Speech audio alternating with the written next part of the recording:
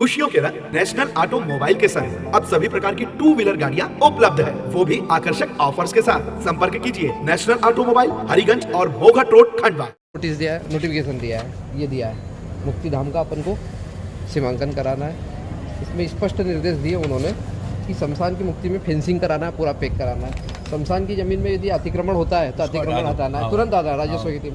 मैं पिछले 6 महीने से तहसीलदार महोदय को ज्ञापन दे रहा हूँ सीमांकन के लिए, अतिक्रमण हटाने के। पहला 9/9 को उनने जारी किया सीमांकन, ठीक है। दूसरा 30/12/25 को जारी किया। तीसरा 1/4/24 को जारी किया। 3 बार सीमांकन की प्रक्रिया कर दी, जबकि राज्य सरकार के निर्देश है छोटी सी जमीन का सीमांकन करना है, उसके लिए इसको विलंब किया 6 महीने। उसके बाद भी जिनका अतिक्रमण है किसानों का, 1-2 किसान है, उसमें एक गवर्नमेंट टीचर भी है, उसका अतिक्रमण नहीं हटाने को तैयार है। हमारे काम प्रभावित हो रहा है। हम तब तक वहाँ पे सामान पड़ा हुआ है, कीमती सामान, सीमेंट, सरिया सब चोरी होता है इस काम के लिए। शासन से पैसा भी हमने भुगतान कर लिया 50%। नहीं, ऐसा है कि देखो, मैं सरपंच हूँ ग्राम पंचायत धनगांव का, और बड़ी पंचायत का सरपंच होने के नाते मेरा दायित्व है कि मैं जनहित के काम करूँ, लोगों की समस्याओं का समाधान करूँ। मैं आज एक विशेष मुद्दे के लिए मैं खंडवा कलेक्ट्रेट में आया हूँ, और मैं कलेक्टर साहब से मिलना चाह रहा था इसलिए कि हम गांव में एक भव्य मुक्तिधाम का निर्माण करा रहे हैं, और उस मुक्तिधाम का निर्माण में हमने ग्राम पंचायत से भी प्रशासनिक तकनीकी स्वीकृतियाँ कराई है, और वहाँ पर गांव के लोगों ने दान भी भरपूर किया है। दान के अलावा एक किसान ने अपनी खुद की निजी ज़मीन भी दान दी है। और उस मुक्तिधाम में समस्या ये आ रही है कि एक किसान और 2 किसान ऐसे हैं जो अपने निजी फायदे के लिए उस मुक्तिधाम में अड़ंगा डाल रहे हैं, जिन्होंने मुक्तिधाम की आरक्षित ज़मीन पर अतिक्रमण किया हुआ है। इस संबंध में मैं तहसीलदार और एसडीएम साहब से पिछले 6 महीने से चक्कर लगा रहा हूँ। कम से कम 20 बार आ चुका हूँ मैं इस समस्या का निराकरण करने के लिए, लेकिन तहसीलदार महोदय द्वारा बार बार उस ज़मीन का सीमांकन की प्रक्रिया करके उस काम को डिले किया जा रहा है। तो मैं पिछले 6 महीने से आज कलेक्टर साहब पास इसलिए आया हूँ। मैंने अब ये जो ज्ञापन फाइल तैयार की है, इसमें स्पष्ट लिखा है कि ये अंतिम है।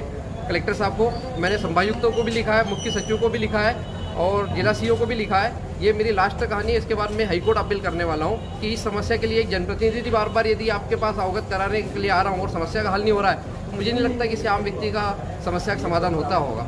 और ये बड़ा जनहित का काम है। मैं मेरे खुद के लिए कुछ नहीं, लेकिन सर्व समाज के लिए, एक जनहित के लिए जो मुक्तिधाम बन रहा है, वहाँ पे एक गेट बन रहा है, सीसी रोड बन रहा है, तार फेंसिंग हो रहा है, एक घाट स्नान घाट बन रहा है, लकड़ी के लिए एक भंडारण गृह बन रहा है, और भी बड़ा भव्य, आज के 2 साल बाद वो एक भव्यता के रूप में वो तैयार होगा।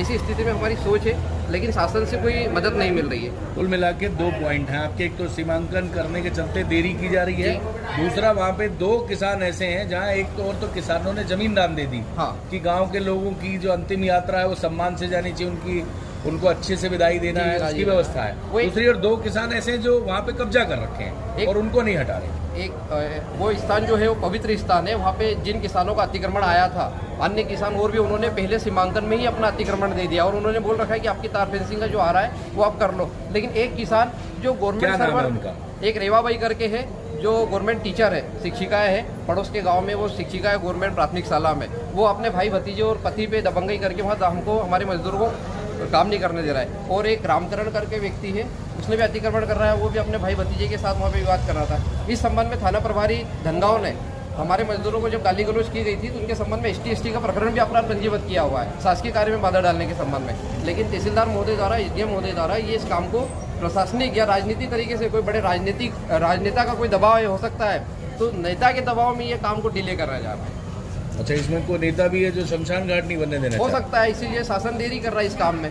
और कोई काम मेरा निजी काम नहीं है, ये जनहित का काम है। जनपद कौन सा लगता है? छेगांव माखन जनपद लगता है। तहसीलदार कौन है? तहसीलदार अभी वर्तमान में है कृष्णा ससीर साहब जो है IAS हैं, वो अभी आए। वो अभी आए जी। और ये काम तो 6 महीने पुराना है। हाँ, लेकिन उनके नाम से भी एक लेटर निकला हुआ है सीमांकन का। तीसरा लेटर उनके राइटिंग में ही लिखा हुआ है। ठीक। आपका क्या नाम बताया? मैं कृष्णा बिरला, सरपंच ग्राम पंचायत धनगांव, जनपद छेगांव माखन, जिला खंडवा।